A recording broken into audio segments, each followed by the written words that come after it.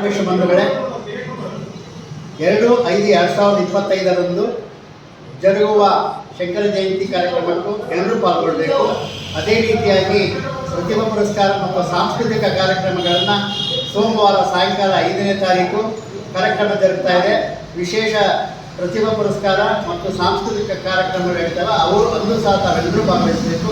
ಅದಾದ ನಂತರ 7/5/2025 ಬುಧವಾರದಂದು ನಡೆಯುವ ಕನ್ನಿಕಾ ಪರಮೇಶ್ವರಿ ಜಯಂತಿಯಲ್ಲಿ ಎಲ್ಲರೂ ಪಾಲ್ಗೊಳ್ಳಬೇಕು. ಕನ್ನಿಕಾ ಪರಮೇಶ್ವರಿ ಜಯಂತಿಯ ಕಾರ್ಯಕ್ರಮಗಳು ಬೆಳಗ್ಗೆ 6 ಗಂಟೆಗೆ ಗಂಗಾ ಪೂಜೆ ಕೋಟೆ ಆಂಜನೇಯ ದೇವಸ್ಥಾನದಿಂದ, ನಂತರ ಉಪಹಾರ ಮತ್ತು ಅನೇಕ ಕಾರ್ಯಕ್ರಮ ನಡೀತಾ ಇದೆ.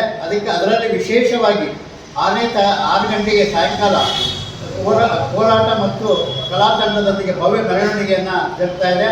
ಅಂದು ಸಾಯಂಕಾಲ ಎಲ್ಲರೂ ಶಿಸ್ತುಬದ್ಧಾಗಿ ಬಿಳಿ ಉಡುಪಿನೊಂದಿಗೆ ಆಗಮಿಸಬೇಕು.